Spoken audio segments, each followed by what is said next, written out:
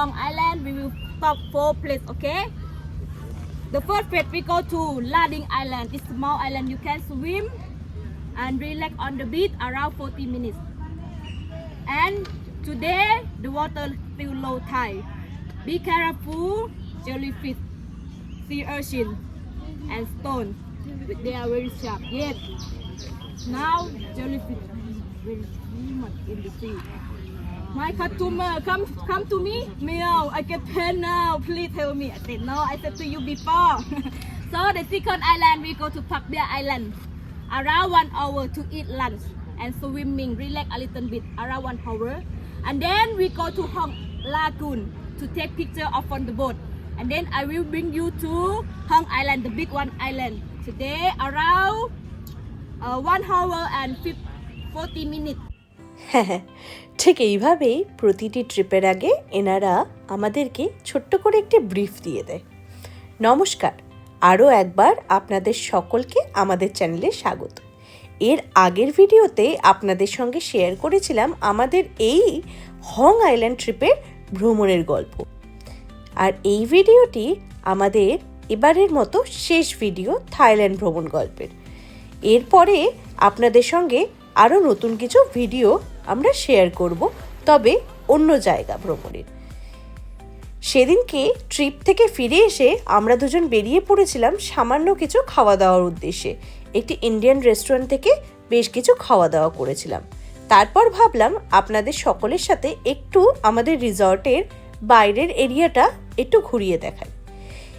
এই রিসর্টের মধ্যে ছিল ভীষণ সুন্দর বড় দুটো পুল এরিয়া, যেটা সর্বসাধারণের জন্য খোলা ছিল। এখানে সবাই নামতে পারত। পাশেই ছিল রিসর্টটির রেস্টুরেন্ট এরিয়াটা, যেখানে আমরা ব্রেকফাস্ট, লাঞ্চ অথবা ডিনার করতে আসতে পারি। জায়গাটা বড়ই খোলামেলা ছিল, যেখানে ঘুরে বেড়াতেও বেশ ভালো লাগতো। হোটেলের মধ্যে এসেই এই মিনি বাসগুলো আমাদেরকে পিক আপ করতো। রিসর্টের মধ্যে এরকম বোর্ডের মধ্যে লেখা থাকতো কোন দিকে গেলে কি পাওয়া যাবে, মানে ধরুন মাসাজ রুম কোথায়, স্পা রুম কোথায়, রেস্টুরেন্ট কোথায়, সব কিছু এই বোর্ড দেখেই চিনে ফেলা যেত। হোটেল থেকে বেরিয়ে রাস্তা পেরোতেই ছিল সুদূর প্রসারিত নীল সমুদ্র। হোটেল থেকে বসে যদিও আমরা সমুদ্র দেখতে পাচ্ছিলাম না, তবে সমুদ্রের সাথে হোটেলের দূরত্ব বেশি ছিল না। হ্যাঁ, এটিই ছিল আমাদের রিসর্ট, আওনাং প্রিন্সভিলি ভিলা রিসর্ট। এখানকার রিসর্টগুলির যে কোনো এরিয়ায় এত সুন্দর করে সাজানো থাকে যে কোনটা ছেড়ে কোনটা ভিডিওতে রাখবো আর কোনটাই বা বাদ দেব, সব কিছু মিলিয়ে একটা বিরাট কনফিউশন ক্রিয়েট করে। হোটেলের বাইরে এরকম চওড়া রাস্তা, তার ওপাশেই হচ্ছে সুন্দর সমুদ্র। এখানে দাঁড়িয়ে দাঁড়িয়ে যে কত ঘন্টা পার করে দিয়েছিলাম তার কোনো ঠিক নেই। খাওয়া দাওয়া হয়ে যাওয়ার পর আমরা ভাবলাম আজকে যেহেতু থাইল্যান্ডে আমাদের সেকেন্ড লাস্ট দিন, তাই একটু পায়ে হেঁটে এখানকার বিচ এরিয়াটা ঘুরে দেখা যাক। তাই এর সামনে আওনাংয়ের সমুদ্রটিকে বেশ কিছুক্ষণ আমরা উপভোগ করছিলাম।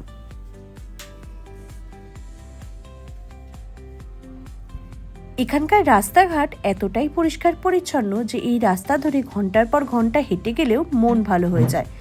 ওই যে দূরে ততক্ষণে লংটেল বোটগুলি এসে নিজেদেরকে বেঁধে ফেলেছে সমুদ্রের পাড়ের সাথে।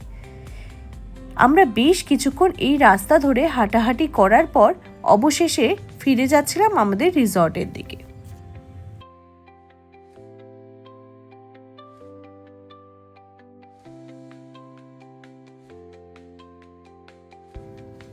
বিচের ধারে বসে চোখ মেলে চেয়ে রয়েছিলাম যখন সমুদ্রের দিকে, তখনই নজরে পড়ল যে একদল মানুষ ফিরছে তাদের সেদিনের ডে ট্রিপ থেকে।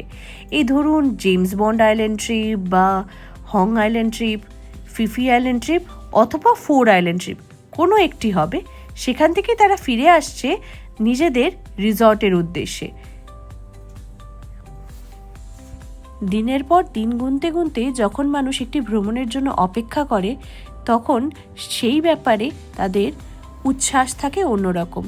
আর সেই ভ্রমণের যখন অন্তিম দিন চলে আসে, তখন মনের দুঃখটাই অন্যরকম। অবশেষে এটি ছিল আমাদের থাইল্যান্ডের দ্বিতীয় শেষ দিন। সেদিনকে আমরা বিচ থেকে বাড়ি ফিরে একটু বেরিয়েছিলাম সন্ধেবেলা আশেপাশের দোকানগুলি ঘুরে দেখার। এখানে সমুদ্রের পাড় ধরেই বেশ সুন্দর মার্কেট বসে। সেই মার্কেটে খাওয়া দাওয়া কেনাকাটা নানা রকমের জিনিসপত্র পাওয়া যায়। সেদিন বিকেলবেলায় খাওয়া দাওয়া সেরে নেওয়ার ফলে আমাদের রাতে সেরকম কিছু খাওয়ার ইচ্ছা ছিল না, তাই দুজনে দুটি ম্যাঙ্গো জুস নিয়ে হাঁটতে শুরু করেছিলাম এই রাস্তা ধরে। এই রাস্তা দিয়ে চলতে চলতে দেখছিলাম বিভিন্ন দোকানে বিভিন্ন রকমের জিনিসপত্র পাওয়া যাচ্ছে। এগুলি দেখতে দেখতে বেশ খানিকটা পথ আমরা হেঁটে পাড়ি দিয়েছিলাম এবং আমাদের রিসর্ট থেকে বেশ অনেকখানি দূরেই পৌঁছে গেছিলাম।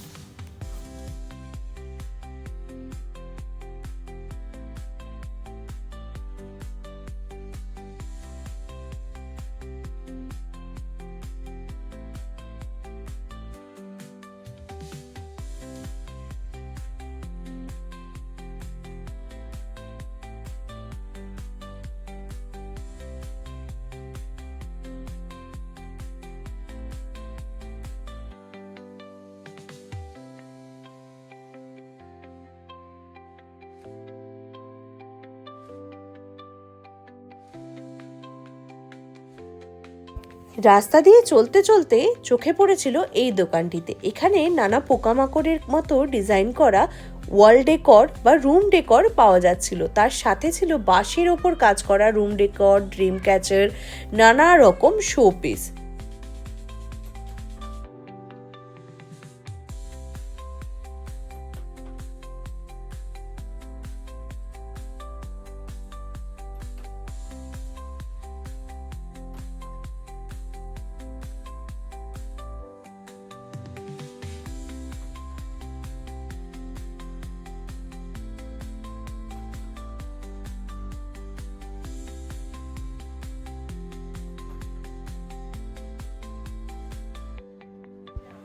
গিফটিং পারপাসে আমরা ডিসাইড করেছিলাম বাড়ির সবার জন্য পাসপোর্ট কভার নেব। এই জন্য আমরা এখানে দাঁড়িয়ে বেশ কিছু পাসপোর্ট কভারের অর্ডার করছিলাম, আর তার সাথে সাথে আমরা ক্যাপচার করছিলাম ওনারা কিভাবে পাসপোর্ট কভারটি বানায়। ভাবলাম সেই ভিডিওটি আপনাদের সঙ্গেও একটু শেয়ার করে দিন। এই দেখুন, এগুলি হচ্ছে কাস্টমাইজ পাসপোর্ট কভার। এখানে আমাদের পাসপোর্টে একটি সুন্দর লেদার জাতীয় একটি কভার নেওয়া হয়েছে, তার উপর খোদাই করা হচ্ছে পরিবারের সদস্যদের নাম, আর তার উপর লাগানো আছে একটি চার্ম। এই চার্মটি নিয়ে একটি পাসপোর্ট পড়ছিল 70 ভাট করে। যদি আপনি এক্সট্রা কোনো চার্ম পাসপোর্ট কভারের উপর লাগাতে চান তাহলে সেক্ষেত্রে আপনাকে 50 ভাট করে এক্সট্রা দিতে হবে। এই দাম বিভিন্ন জায়গায় বিভিন্ন রকম, তবে আমাদের কাছে এটি বেশ সস্তা লেগেছিল, তাই আমরা এখান থেকে পরিবারের সদস্যদের জন্য নানা রকমের পাসপোর্ট কভার গিফটিং পারপাসে নিয়েছিলাম, যেটি আমাদের বেশ পছন্দ হয়েছিল।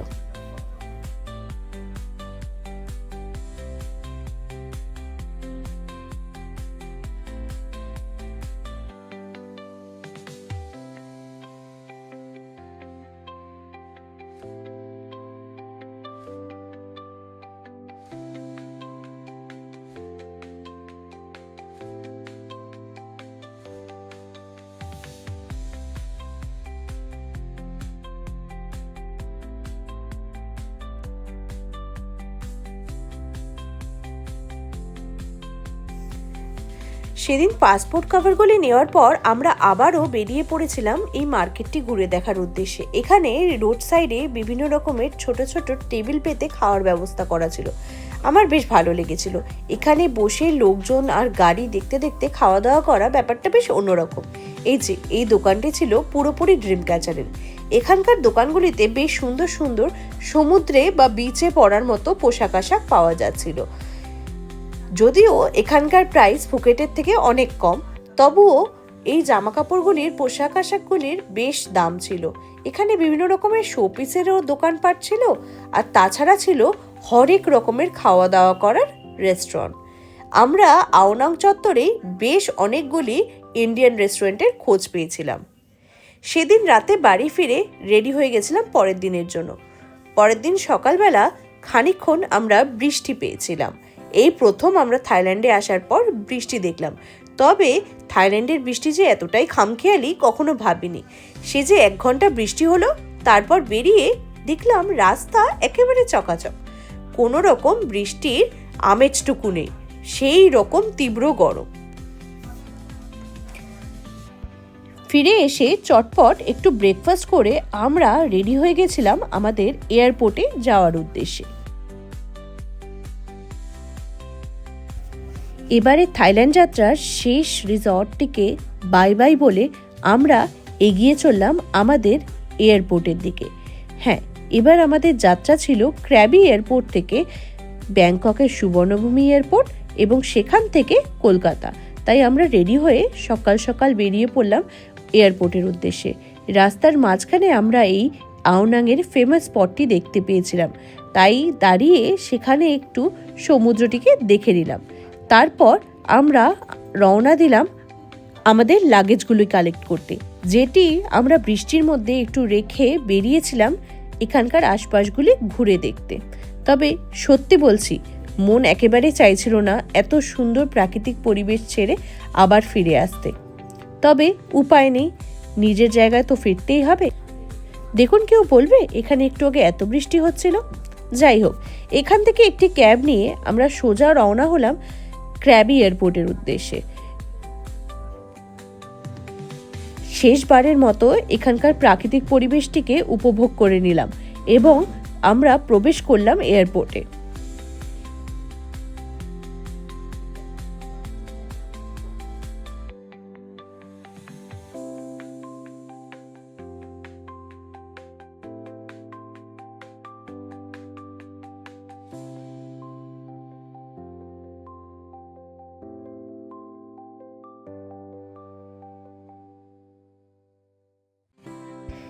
এয়ারপোর্টে ঢুকেই লাগেজের ট্যাগ কালেক্ট করে আমরা রওনা দিয়েছিলাম আমাদের ফ্লাইটের টাইমিংটি চেক করার জন্য। বোর্ডে দেখে নিয়েছিলাম যে আমাদের ফ্লাইটের টাইম ঠিক আছে কিনা। এরপর আমরা বেশ কিছুক্ষণ এয়ারপোর্টেই অপেক্ষা করছিলাম।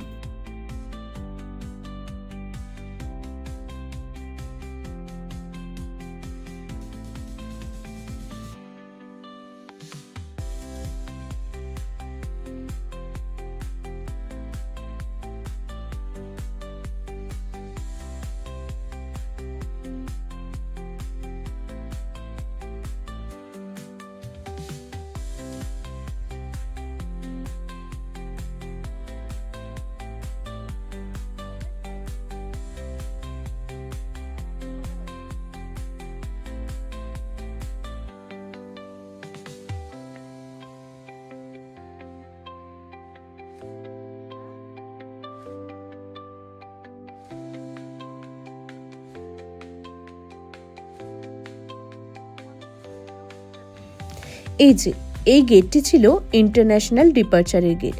এরপরে হয়েছিল আমাদের সিকিউরিটি চেক এবং নানান রকমের চেকিং, যেগুলি এয়ারপোর্টে সাধারণত হয়ে থাকে। এখানে ক্র্যাবি এয়ারপোর্টের বাইরে বেশ কিছুক্ষণ আমরা অপেক্ষা করেছিলাম এবং সেই সময়ে আমি আশপাশটা একটু ঘুরে ঘুরে দেখছিলাম। এই জায়গাটির ভেতরেও বেশ কিছু দোকানপাট ছিল।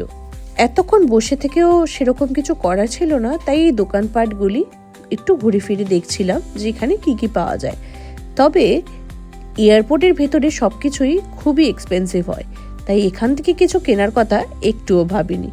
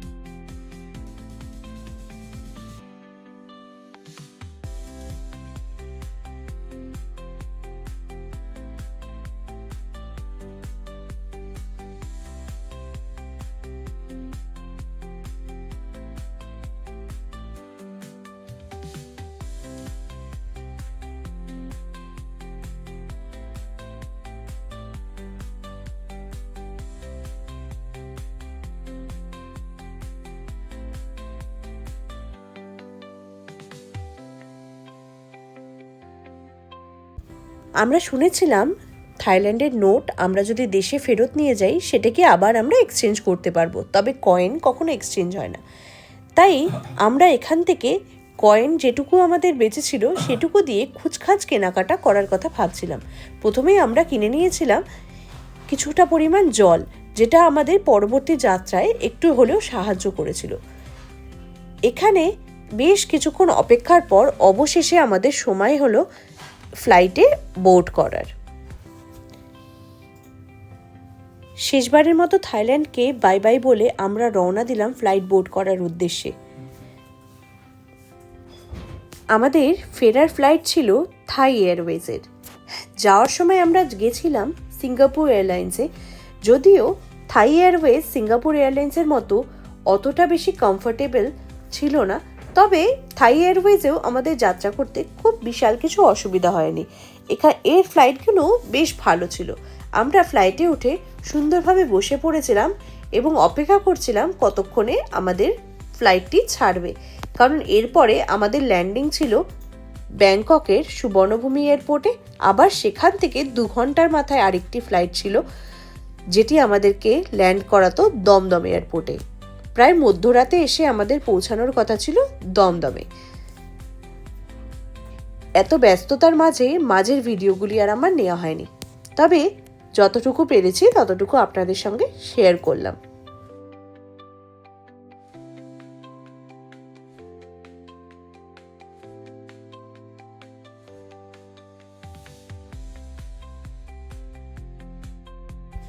বেশ অনেক দিন ধরেই থাইল্যান্ডের যাত্রার নানা রকমের গল্প আমি আপনাদের সঙ্গে শেয়ার করে চলেছি, এবং অবশেষে আজকে এই পর্বের শেষ পার্ট আমি আপনাদের কাছে তুলে ধরছি।